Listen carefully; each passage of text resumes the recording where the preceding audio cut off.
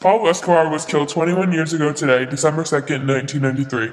He was a wealthy drug lord who had great power in Colombia. He was responsible for many deaths in his drug trafficking business. His top hitman, John Gennaro Velasquez, was released from jail and agreed to sit down with us and talk about his former boss, Pablo Escobar. Wait till you're announced. Good evening and welcome to tonight's special broadcast. Tonight we'd like to welcome John Gennaro Velasquez. Please call me Popeye. Nice to meet you, Popeye. So Popeye, please feel free to help yourself to some coffee or some candy throughout the interview. Thank you. Okay, so the basis of this interview is to talk about the famous Pablo Escobar, who is your former boss. So the first question I'd like to ask you was, what was he like? Since you were his second man, you probably knew him close. In simpler terms, what was he like to work with? Was he nice? Was he funny? I mean, I started working with him when I was 18 years old. I ran into a childhood friend of mine who worked for him, and soon enough, so was I. I had to go around and kill people he ordered us to, but he gave reason. I didn't feel guilt or anything for killing or murdering these people, so it was a good job for me. We all loved him. He was a good guy. He taught us to fight. He gave us everything we needed. He really wasn't a bad guy. So you started working for Escobar at a young age? Yeah. 18 to be exact? Mm-hmm. Okay. So the next question I'd like to ask was, you were close to him, obviously. So you knew him maybe from an early age since you were 18. So can you tell me anything about his early life or his childhood when he was growing up, if like something might have caused him to go into the illegal activities earlier in life? Pablo is older than me. To the exact, he was born December 1st, 1949. He was from Rio Negro, Colombia, and he was in a very, very poor family. So he tried to attend university for political science, but he couldn't afford it, so he began his criminal career. He did whatever he could to make money, and soon enough he entered drug trade. He became a millionaire at the age of 22, so it worked out really well for him. And although he caused some trouble, his family knew that he really wasn't a bad person. So do you think, or do you know if his family knew about his illegal activities? For the most part they knew. I mean, some of his siblings didn't really want to believe some of it, but they knew about it, but they still knew he was a good guy. Okay, thank you. So moving on, we knew that the prison that Escobar stayed in was one that he built himself. The prison was called the Cathedral, and it was an elegant fortress with a bunch of with a jacuzzi, and it was represented some kind of a mansion. There was soccer fields and a lot of land, and there are speculations and rumors that he even ran his own business inside of the prison.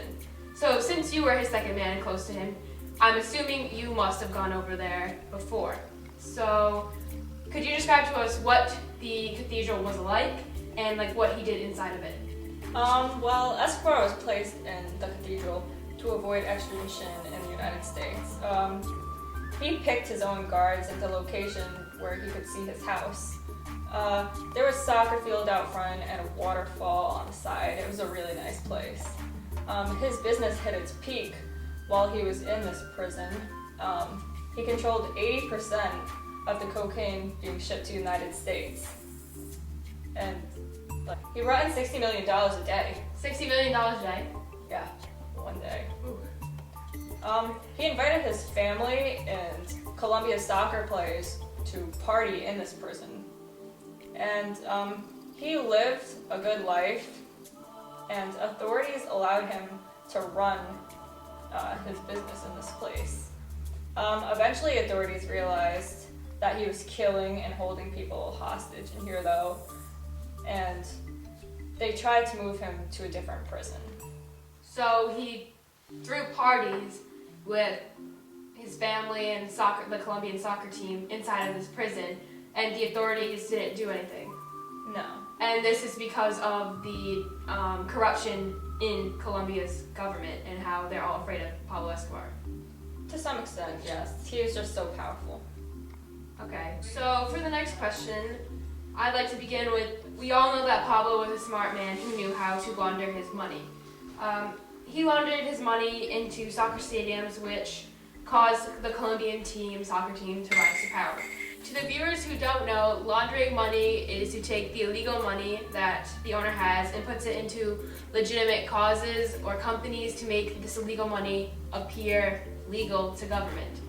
So he was smart at doing that. He put it into the soccer teams.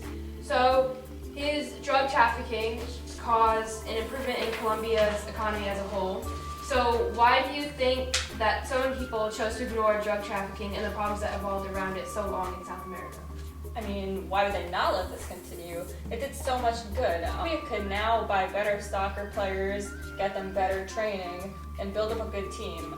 He gave the people something to be excited about. So with Pablo Escobar's help, the soccer team became good.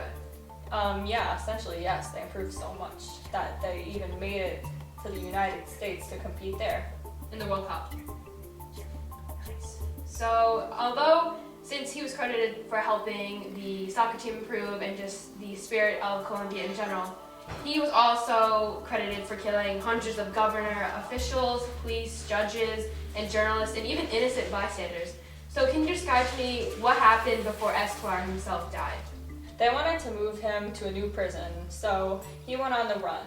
The Pepe located him and shot him on December 2nd, 1993.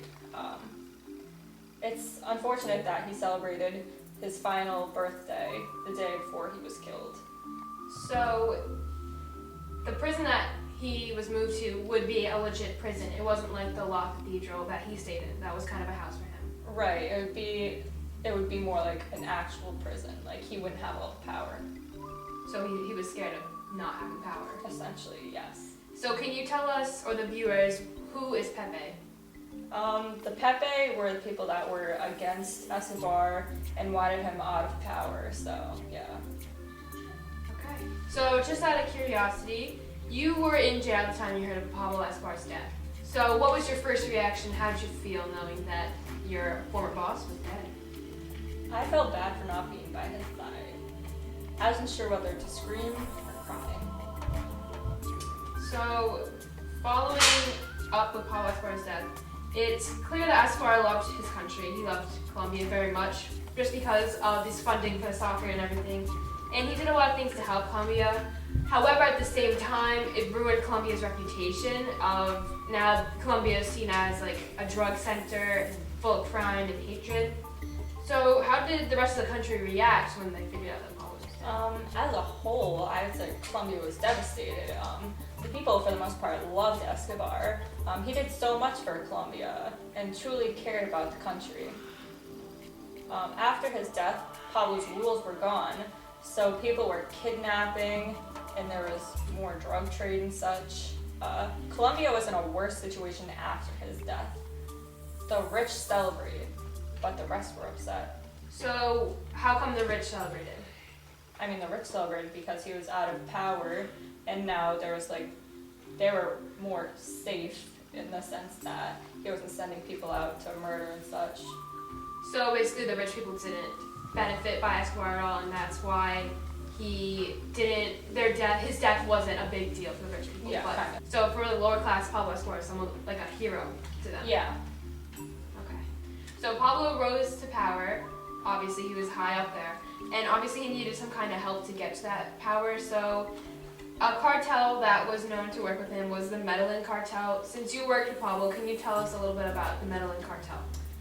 The Medellin cartel was a group of 3 brothers. Their names were Juan David, Jorge Luis, and Fabio Ochoa.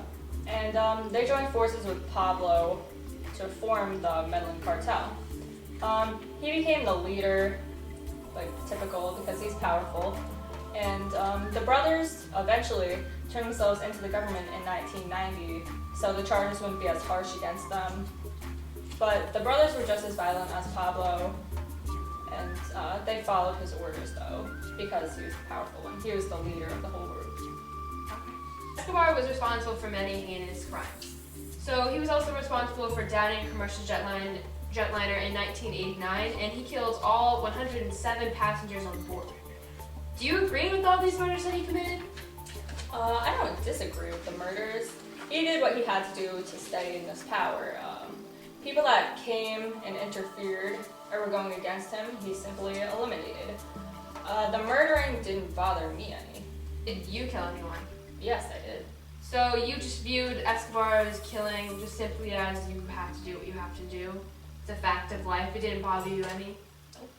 So, finishing the interview, I'd like to ask, what is Pablo's impact on the world today, 21 years after his death?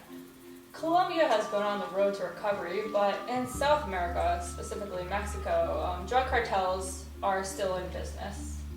Canada also has some drug trade, but the United States has mainly avoided this and didn't really have any violence or much drug trade besides illegal immigrants. So the illegal immigrants from South America are bringing in drugs to this country. So as the last question, finishing the interview with you, say Popeye, do you have anything else you'd like to say regarding Pablo Escobar or what you did in the past? I have no regrets, but I miss Pablo. Rest easy, man. So that's all the time we have today. Again, I'd like to thank you, Popeye, for coming and sitting down with me to discuss the famous Pablo Escobar. It was nice to meet you. You too. Have a nice day. Don't mind if I have a few of these. Oh no, go ahead.